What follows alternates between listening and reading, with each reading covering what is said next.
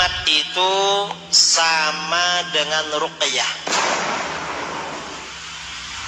Bagaimana? Untuk ruqyah yang bacaannya bagus, tidak mengandung kesyirikan, itu hukumnya boleh.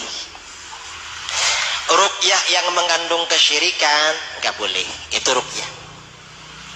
Ruqyah ya. Jimat juga begitu.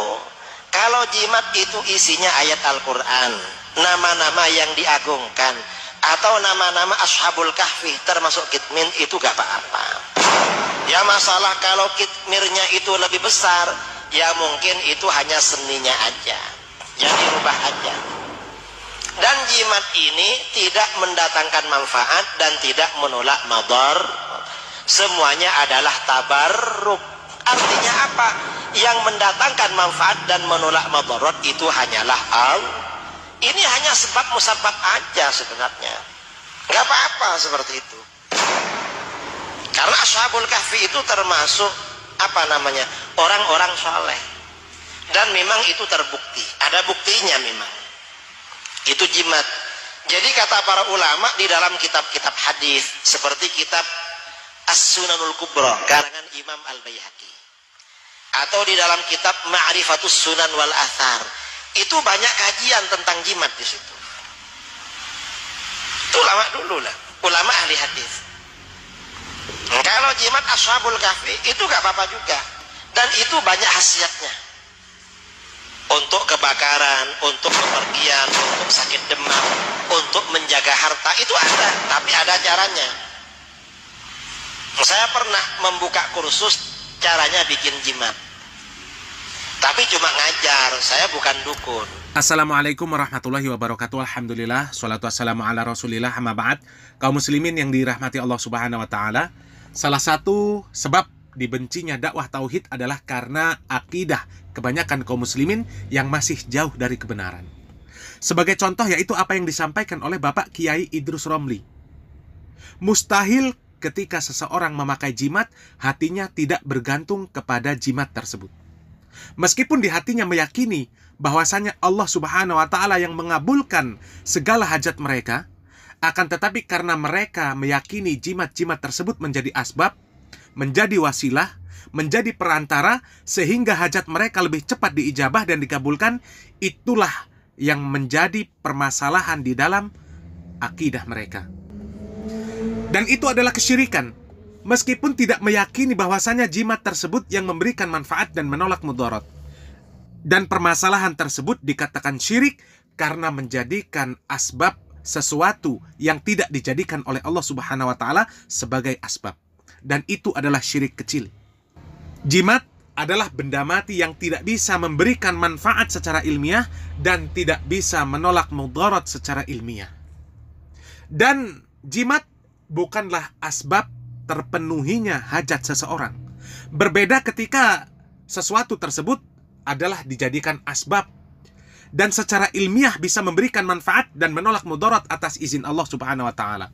Sebagai contoh, sepeda motor atau mobil itu adalah asbab secara ilmiah, itu memberikan manfaat dan bisa menolak mudarat atas izin Allah subhanahu wa ta'ala.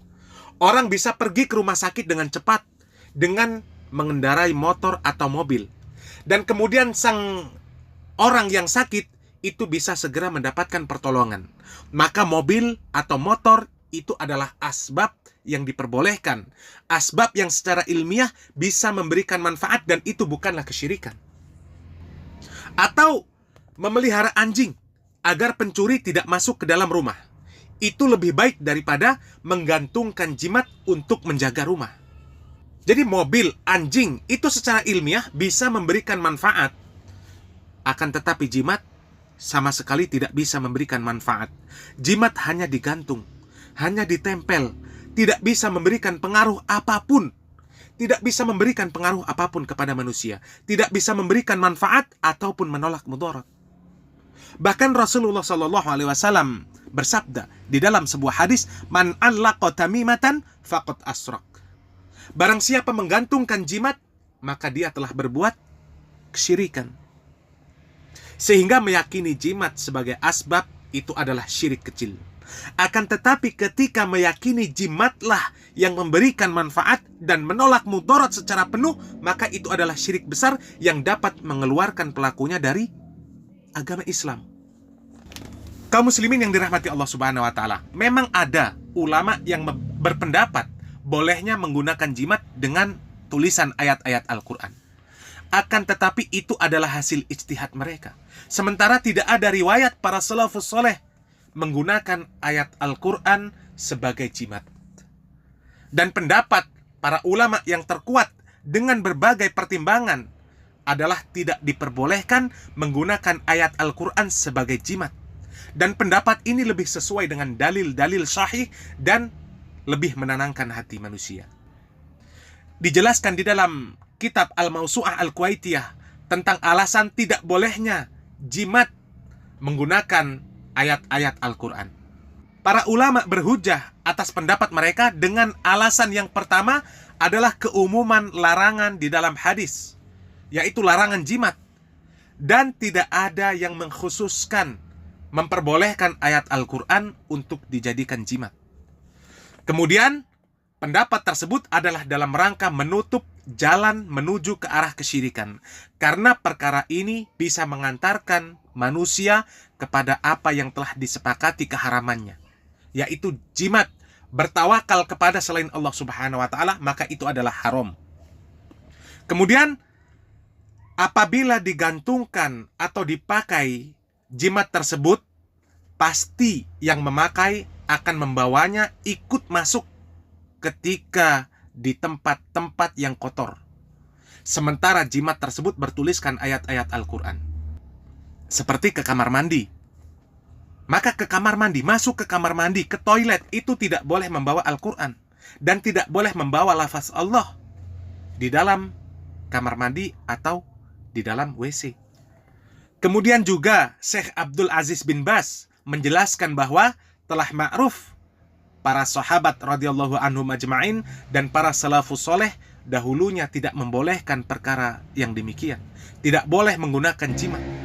Syekh Abdul Aziz bin Baz menjelaskan bahwasanya tidak boleh menggunakan jimat meskipun dengan ayat Al-Qur'an, karena telah ma'ruf bahwa sahabat Abdullah bin Mas'ud radhiyallahu anhu, Huzaifah radhiyallahu anhu, serta para ulama dahulu dan sekarang mereka mengatakan tidak boleh menggantungkan jimat walaupun dari Al-Qur'an untuk menutup jalan menuju kepada kesyirikan dan untuk memangkas sumber kesyirikan.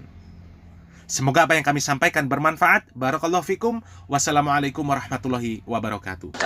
Pakai jimat itu ada dua. Yang pertama, kalau pakai jimat itu tidak meyakini jimatnya ini yang memberikan manfaat, maka itu masuk syirik kecil. Karena dia menjadikan sesuatu yang bukan sebab-sebab. Apakah Allah menjadikan jimat itu sebab keselamatan? Tidak. Sebab keselamatan itu antum pakai helm, itu sebab keselamatan. Tapi jimat enggak, saya enggak pakai helm walaupun jatuh enggak luka nanti. Nah, orang yang menjadikan sebuah sebab yang tidak Allah tentukan sebagai sebab, maka itu nanti akan masuk syirik kecil. Tapi kalau dia percaya sama itu jimat, meyakini jimat ini bisa memberikan manfaat dan mudarat, itu jadi syirik besar yang bisa mengeluarkan dia dari Islam. Maka hati-hati. Dua-duanya nggak boleh dalam Islam. Rasulullah SAW pernah melihat ada orang pakai gelang. Ditanya sama Rasulullah, "Mahadi minal wahina." Oh, ini jimat untuk selamat dari tolak bala lah, penyakit ini. Sama Rasulullah SAW dipotong itu jimat.